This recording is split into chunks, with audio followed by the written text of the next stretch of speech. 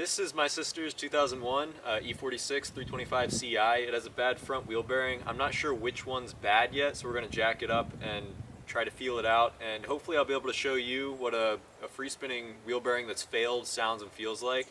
And I've got parts here to replace it, so after we figure out which one's bad, we'll jump right into that.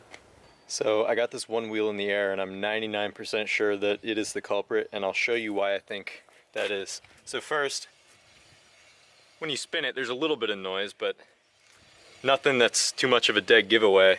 But what really gives it away is if you move the wheel around, there is lateral motion.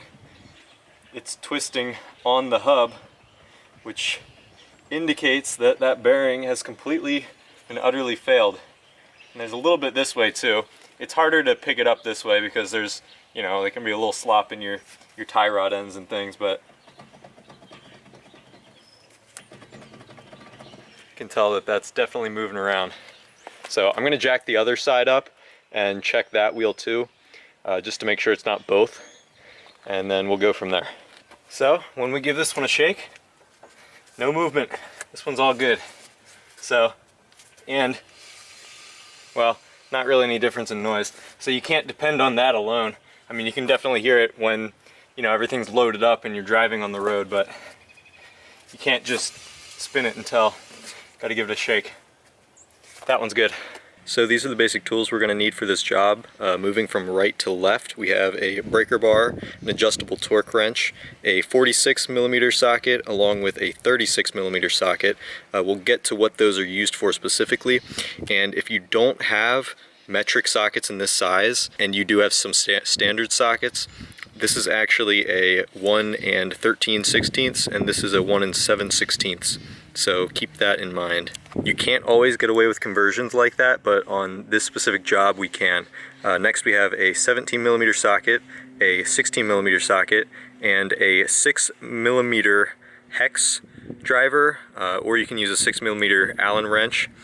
We have a puller. And now this is important because this is what we're going to use to pull the actual bearing off. You're going to want to make sure that you get a two-prong puller that has more triangular, sharper teeth like this. That's going to be important for pulling the inner race of the bearing. We'll get to that later, don't worry about it. And if you want to know what specific set I got this puller in, I will have an Amazon link in the description. You're going to want to have a basic socket set, a hammer, a flathead screwdriver for prying, and it can be nice to have an impact driver for removing the inner nut itself. I'm going to use it. You can get away with just a breaker bar, but it's going to be very difficult. You're going to need a cheater bar. Having an impact driver will make this job much, much easier. Alright, we're back on the side with the failed bearing. We're going to get to work.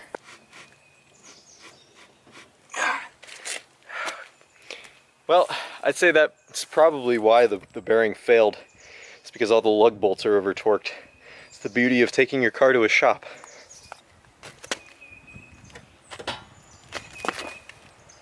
Oh, yeah, that's definitely why. Oh, that's just sad, honestly. Alright, time to go get a breaker bar. So I'm back, I got a haircut and a proper breaker bar, and we're gonna go ahead and pop this wheel off of here.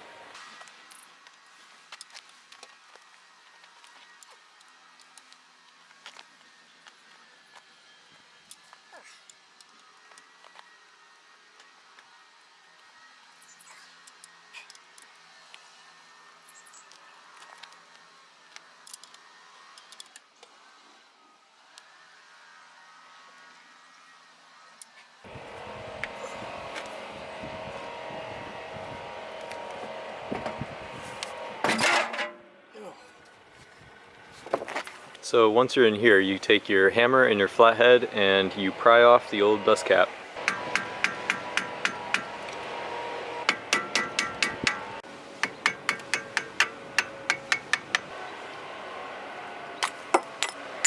There it is.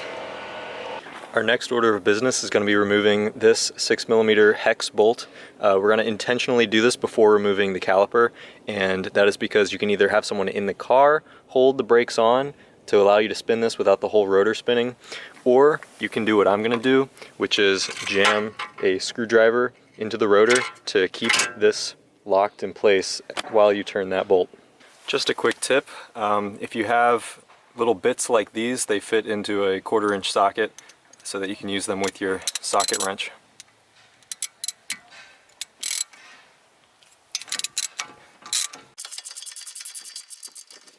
So now that we have that little bolt out, we can go ahead and take off our caliper and hang it up. These are going to both be 16mm bolts on the back of the caliper. Just to give you guys an idea of the location of those bolts, this is what we are working with on the back. There is one top and one bottom. And once we take those both out, this whole caliper should lift up and away from the rotor.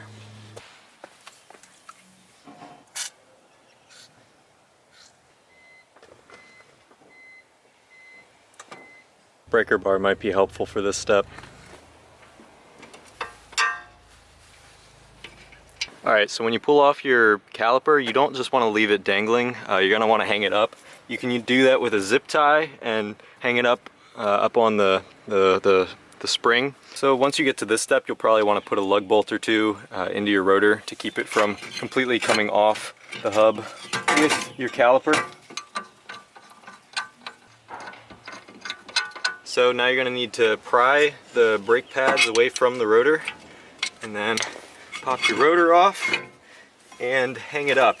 So to hang this up, you can use either zip ties, or what I'm going to do is use this little wire hanger and suspend it from the spring up here. Just want to make sure that's nice and secure and the majority of stress is off of your brake line. Now the next thing we have to do is take this nut off to be able to pull the hub off. And to do that, you have this little flange that's bent in here into this little slot of the hub, and you take your hammer and your flathead from before and you knock that out of its spot there.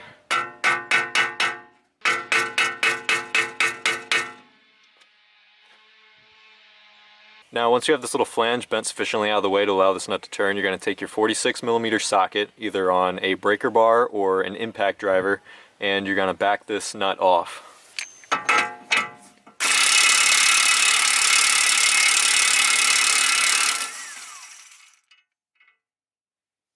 So to pull this off, you're going to mount up your puller on here like this. Depending on the construction of your specific puller, you may need to put a little washer or something in here for this piece to ride on. But once you have that mounted up, just go ahead and drive that in and it'll back your hub and bearing right off of there. Just like that. Now once you pull this off, this is what the inside of your bearing looks like. There's all your ball bearings. Now pulling your inner race can be a little trickier than the outer race. You're gonna have to grab this little lip here. There's a little tiny lip on the inside of this bearing here. And again, this depends on the construction of your puller. You're gonna want to make sure your puller has teeth that can grab that, something that's thin enough. Just drive that in there and it pulls the race right out.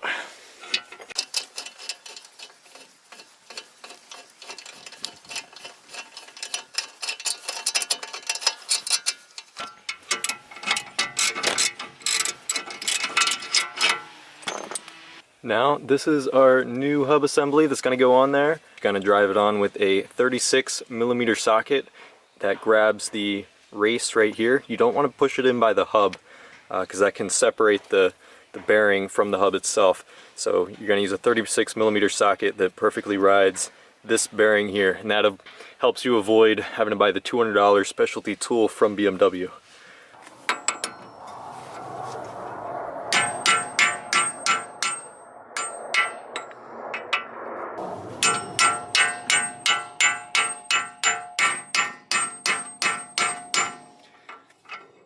And once this bottom's out, you have it all the way installed. So now we're just going to drive in the new nut. You can reuse the old one. It's not really a huge deal, but I bought a new one. And to do this, you can just use your impact driver to drive this on, but I'm going to torque it to the factory 214 pound-feet of torque.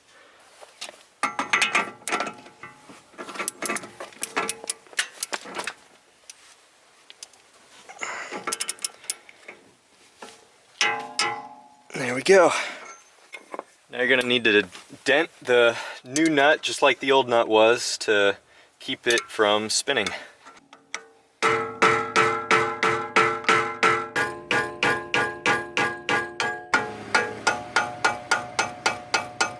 Alright, that's not coming off of there. Just give you a better angle on it. So I've done these nuts before, but I've never had this happen. Flathead ended up just cutting it rather than pushing it in, so I just hammered that down. So I'd say that's plenty sufficient to keep that from spinning off of there. Alrighty, and reassembly is just the opposite of what we did before, so I'll go ahead and get started with that. Starting with putting the rotor back on.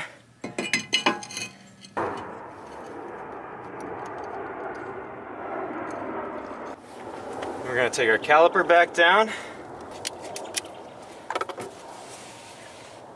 and remount that.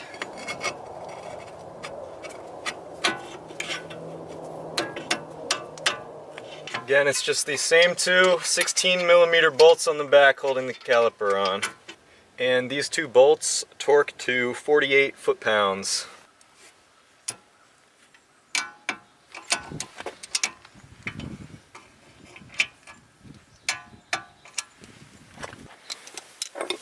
And don't forget to drive this little hex screw in the rest of the way. It's supposed to be torqued to 12 pound-feet, but hand tight will do. That's about 12, plus or minus.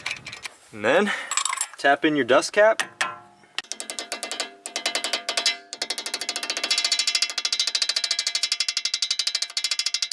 And you're done. So that's all for this repair. Really not too bad, honestly. We learned a couple things, namely don't over torque your wheel bolts. It will destroy your bearings and it can warp your rotors, your brakes, do funny stuff. They're supposed to be torqued to 88 pound-feet. These were torqued to at least over 200. So, and that, I guess that's what you get when you take your car to a shop. But yeah, I should be doing rear wheel bearings on my sedan here in a couple days, so stay tuned for that. And if you like this video, feel free to subscribe to catch a couple more of my future repairs, and I'll see you in the next video.